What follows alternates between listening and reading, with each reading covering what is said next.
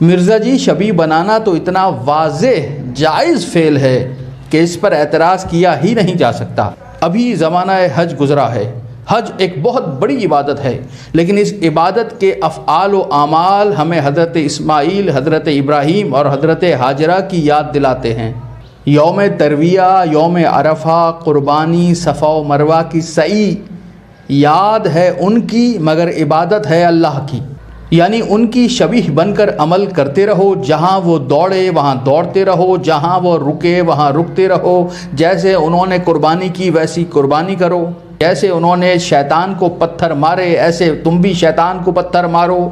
سب حاجی وہاں پہنچ کر شیطان کو کنکریاں مارتے ہیں۔ اب کوئی پوچھے کیا واقعاً وہاں شیطان موجود ہے؟ کہیں گے نہیں، وہ تو ہم نے پتھر سے ایک ستون بنایا ہوا ہے، تو یہ ستون کو پتھر مارنا ہوا، شیطان کو پتھر مارنا تو نہ ہوا۔ کہیں گے نہیں، ہم نے شیطان کی شبیہ بنائی ہے، پتھر مارنے کے لیے شبیہ بنائی ہے۔ تو جب تبرہ کرنے کے لیے شبیہ بنانا جائز ہے تو تولا کرنے کے لیے شبیہ بنانے پہ اعتراض کیسا ہے؟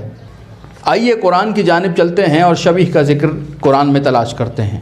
سورہ سبا کی 13ویں آیت میں ارشاد ہوا، یعملون لہ ما یشاء من محاریب۔ جنات حضرت سلیمان کے تابع تھے اور جو کچھ حضرت سلیمان چاہتے تھے جنات وہی بناتے تھے۔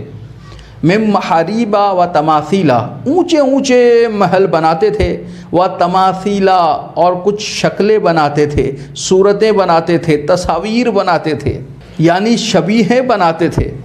جب ایک نبی شبیہیں بنوا رہا ہے اور اللہ اس کے اس فعل کو قیامت تک ہدایت دینے والی کتاب میں ہدایت بنا کے رکھ رہا ہے، تو پھر اگر ہم یاد حسین میں شبیہ بنائیں تو یہ عین عبادت ہے، بدعت کیسے ہو جائے گا؟ پھر ارشاد ہوا سورہ مریم میں، 19واں سورہ ہے قرآن مجید کا اور اس کی 17ویں آیت، فرمایا فَأَرْسَلْنَا إِلَيْهَا رُوحَنَا فَتَمَثَّلَ لَهَا بَشَرًا سَوِيًّا۔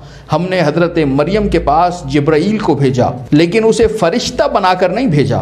فَتَمَثَّلَ لَهَا بَشَرًا سَوِيًّا، اسے پورے کا پورا بشر بنا کر بھیجا۔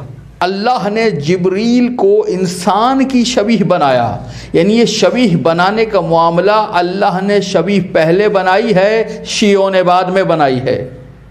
اگر شبیہ بنانا غلط ہے تو اللہ نے کیوں بنائی، اور اگر صحیح ہے تو آپ اعتراض کیوں کر رہے ہیں؟ پھر آیت پڑھ رہا ہوں، سورہ آل عمران آیت نمبر 123، 1 2 3، وَلَقَدْ نَصَرَكُمُ اللَّهُ بِبَدْرٍ وَأَنْتُمْ أَذِلَّةٌ۔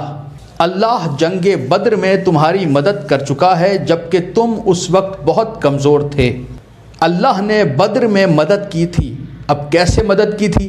تمام مفسرین نے تحریر فرمایا کہ اللہ نے فرشتوں کے ذریعے مدد کی تھی، یعنی فرشتے انسانوں کی صورت میں آ کر لڑے تھے، فرشتوں نے کافروں سے جنگ کی تھی، یعنی فرشتہ بن کر نہیں آیا تھا بلکہ مسلمان سپاہی بن کر آیا تھا، مسلمانوں کی شبیہ بن کر آیا تھا۔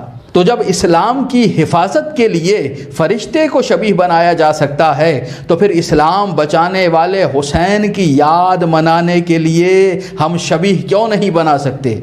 مرزا جی یقیناً آپ پر واضح ہو چکا ہوگا کہ شبیہ بنانا جائز ہے اور شبیہ کا احترام بھی لازم ہے۔ یہی وجہ ہے کہ اگر آپ اپنے اطراف کی مساجد پر ہی نگاہ کر لیں تو مساجد کے گنبد بھی گنبد خضرا کی شبیہ بنے ہوئے ہوتے ہیں، مسجد نبوی کی شبیہ ہوتے ہیں، اور سب مسلمان اس سے محبت بھی کرتے ہیں، اس کا احترام بھی کرتے ہیں۔